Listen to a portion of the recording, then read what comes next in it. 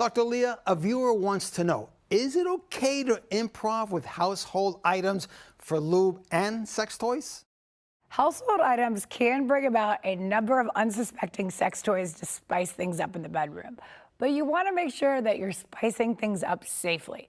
Use just a little bit of your imagination for sizzling up foreplay and reach for items like ice cubes, the vibration from a cell phone, a handheld shower head, the spin cycle of the washing machine, a clean feather duster for teasing your partner, and even a kitchen spatula, only on the outside, for tapping into different fantasies.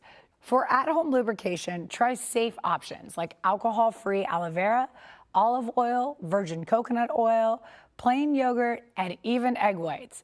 I know this sounds weird, but egg whites works.